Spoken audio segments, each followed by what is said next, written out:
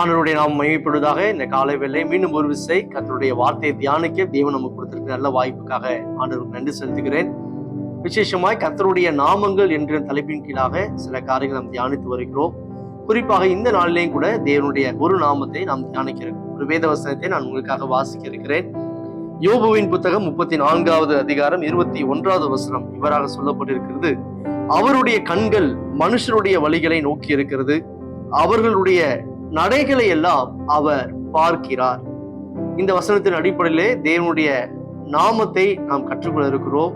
தேவனுடைய நாமத்தில் ஒரு சிறப்பான நாமம் என்பது அவர் நம்மை காண்கின்ற தேவன். லகாய் ரோகி, நீர் என்னை காண்கின்ற தேவன் என்று சொல்லி ஆகார் தேவனுக்கு ஒரு பெயரை வைத்தார்.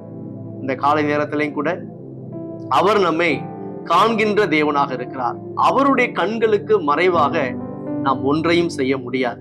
ஒருவேளை நாம் செய்கிற செயல்களை, நம்முடைய உணர்வுகளை, நம்முடைய உள்ளத்தில் ஓடுகிறவைகளை பிறர் பார்க்காமல் இருக்கலாம், யாரும் கண்டுகொள்ளாமல் இருக்கலாம், எல்லாருடைய பார்வைக்கும் மறைவாய் நாம் நிறைய காரியங்களை செய்து கொண்டு இருக்கலாம். ஆனால் நாம் ஆராதிக்கிற தேவன் அவர் அனைத்தையும் காண்கின்ற தேவனாக இருக்கிறார். அவருடைய கண்களுக்கு மறைவாய் நம்மால் ஒன்றையும் செய்ய முடியாது. அதே நேரத்திலே நாம் படுகிற வேதனைகள் எல்லாம் அவருடைய கண்களுக்கு மறைவானவைகள் அல்ல. நம்முடைய எல்லா வேதனைகளையும், நம்முடைய வாழ்க்கை பாதைகள் அனைத்தையும் அவர் காண்கின்ற தேவனாக இருக்கிறார். குறிப்பாக டாவின்சி என்ற ஒரு சிறப்பான அந்த ஓவிய கலைஞர் வரைந்த அநேக ஓவியங்கள் மிகவும் புகழ் பெற்றவைகளா இருந்தது. அதுல முக்கியமான ஒரு ஓவியம் மோனலிசா என்ற ஒரு பெண்ணுடைய ஓவியம். அந்த பெண் சாதாரண ஒரு பிசினஸ் மேனுடைய மனைவி.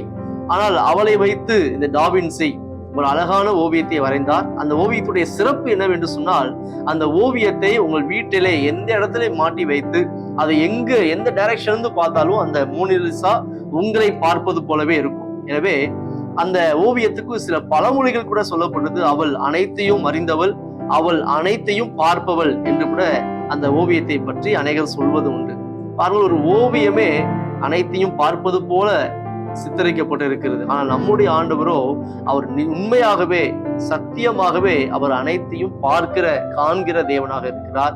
ஒருவேளை இந்த காலை வேளை என்னுடைய சூழ்நிலையை பார்ப்பதற்கு, அதை புரிந்து கொள்வதற்கு யாருமே இல்லை என்று சொல்லி நீங்கள் வேதனையோடு இருக்கலாம். ஆனால் நாம் ஆராதிக்கிற தேவன் அவர் இப்பொழுதும் நீங்கள் படுகிற வேதனைகள், உங்களுடைய கண்ணீர்கள் எல்லாவற்றையும் அவர் காண்கின்ற தேவனாக இருக்கிறார். அதற்கு பலனை தருகிற தேவனாகவும் இருக்கிறார். வேதத்திலே வாசிக்கும் போது ஆகார் என்ற அந்த அடிமை பெண் தன்னுடைய எஜமானியினால் துரத்தப்பட்டு அவள் கடந்து செல்லும் போது வனாந்திரத்துல பிரயாணப்பட்டு போகிறாள். ஒருவரும் அந்த வனாந்திரத்தில் இல்லை.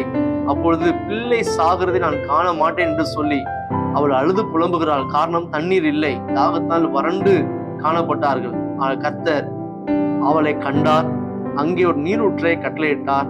அது மாத்திரமல்ல, அந்த மகனை ஆசீர்வதித்து அவனை ஒரு சிறந்த ஜாதியாக, சிறந்த சந்ததியாக அவனை மாற்றினார், மேன்மைப்படுத்தினார். இந்த காலை நேரத்திலையும் கூட நம்முடைய ஆண்டவர் இந்த வார்த்தையை கேட்டுக்கொண்டிருக்கிற உங்களையும் காண்கின்ற தேவனாக இருக்கிறார். அதே போல தேவனுடைய மனுஷன் எலியா எனக்கு உதவி செய்ய ஒருவரும் இல்லை என்று சொல்லி சூறை செடியின் கீழ் போய் படுத்து கொண்டான். வேதனையோடு தனிமை உணர்வோடு இருந்தான். கர்த்தர் அவனை கண்டார். அவனுடைய சரீரத்துக்கு பலன் தேவை என்று சொல்லி அவனுக்கு அப்பத்தையும் இறைச்சியும் தந்தார், தண்ணீரை தந்தார், அவனை பலப்படுத்தினார், திடப்படுத்தினார், தொடர்ந்து ஓடுவதற்கு கிருபைகளை தந்தார்.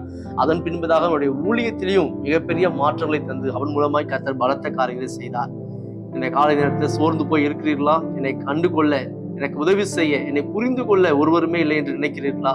நாம் ஆராதிக்கிற தேவனாகிய இயேசு கிறிஸ்து இப்பொழுதும் உங்களை காண்கிற தேவனாக இருக்கிறார். உங்களுக்கு உதவி செய்ய அவர் ஆயத்தமாக இருக்கிறார். அது மாத்திரமல்ல, அதே நேரத்தில் அவருடைய கண்களுக்கு மறைவாக நாம் எதையும் செய்யவும் முடியாது. அவருடைய கண்களுக்கு இருள் கூட வெளிச்சமா இருக்கும். எனவே அந்தரங்கத்தில் இருக்கிற எல்லா பாவங்களையும் தெய்வ சமூகத்தில் அறிக்கை செய்துவிட்டு அவர் என்னை பார்க்கிறார் என்ற அந்த நம்பிக்கையோடு, நிச்சயத்தோடு தொடர்ந்து பயணிப்போம். நம்மை ஆசீர்வதிப்பார், மேன்மைப்படுத்துவார். God bless you.